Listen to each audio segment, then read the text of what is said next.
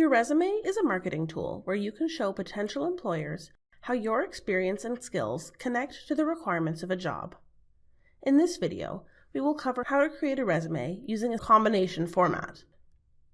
Before you begin to build your resume, you should have researched job requirements and duties for the jobs that you are interested in. This will help you make the connection between the requirements of the job and your skills and experience. Next, identify your skills.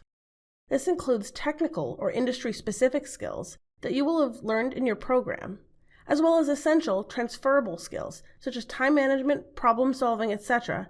that you will have learned at school, previous jobs, volunteer positions, and in everyday experiences. Now we can begin to build the resume. We will be working from the resume template included in the module. You don't need to use a template, especially if you're comfortable formatting documents, but a template can be useful if you need a starting point, and you can customize it to suit your needs. However you create your resume, make sure your formatting is consistent, simple, and professional. Avoid using graphics, multiple styles of bullets. Use an 11 or 12 point and web-friendly font, such as Arial or Times New Roman. Your contact information should include your full name, your home address, your phone number, and email address. Don't include personal information such as your age, your date of birth, your marital status, your ethnicity, or your religion. Now write a brief profile of yourself as a potential employee. This should be a short summary of your qualifications and experience related to the job posting. It can be in point form or a paragraph. Include personal skills that you have that were requested in the job posting. For example, adaptable, innovative, quick learner, positive, etc. Next, write a longer point form summary of your qualifications. Highlight related professional skills and experiences that you have gained through your studies, work, and volunteer activities. List your computer skills and other technical skills relevant to your field. Do not list skills or knowledge that can't be supported by examples in later sections of your resume. Include transferable soft skills, such as communication, organization, problem solving, and teamwork, as well as any certifications that are required or considered an asset, such as first aid, WHMIS, or health and safety.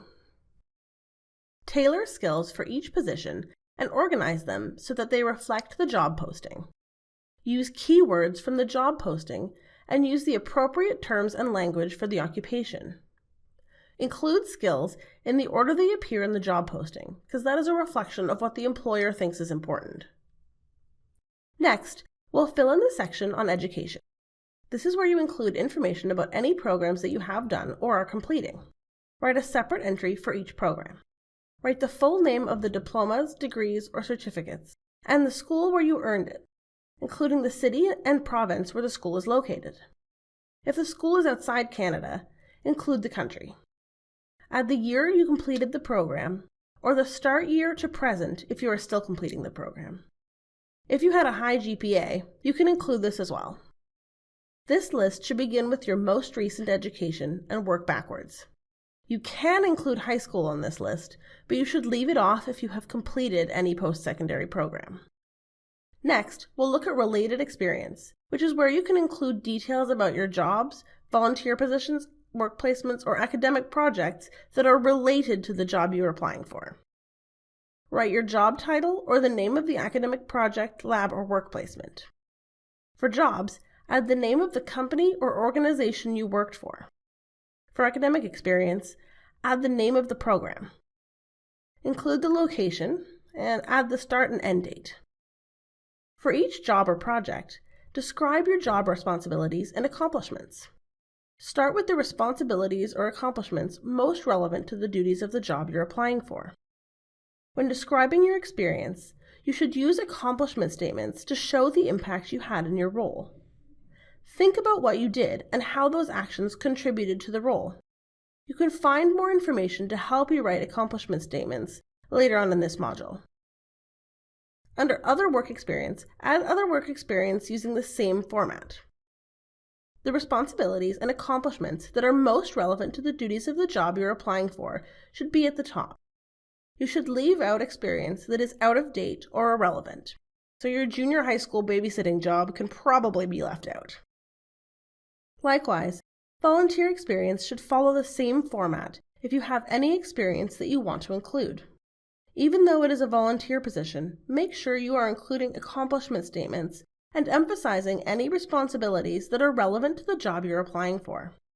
There are other possible sections that you may want to include in your resume, depending on your experience and the type of job you're applying for. This can include categories such as certifications, professional development or training, awards you received, memberships, and maybe even activities you participate in. Don't include certifications or training that isn't relevant to the job. For example, you do not need to include SmartServe if you're applying to a position in accounting. If you're using this template, you can delete any sections that you don't want to include. Don't include your references on your resume unless specifically requested in a job posting. Keep your list of references on a separate page and bring it to the interview. A 2-page resume is the standard once you are a post-secondary student, graduate, or experienced worker. Once you have filled in your resume, look it over to see if you need to make any changes. Use white space between sections and headings to ensure that your resume is clear and easy to read. Make sure your bullet points are all aligned. Dates should be aligned and in a consistent format.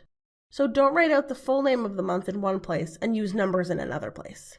Proofread your resume and don't rely solely on spell check. Congratulations! You now know how to create a resume using the combination format. For additional help with your resume, you can visit the Employment Support Center. Thanks for watching!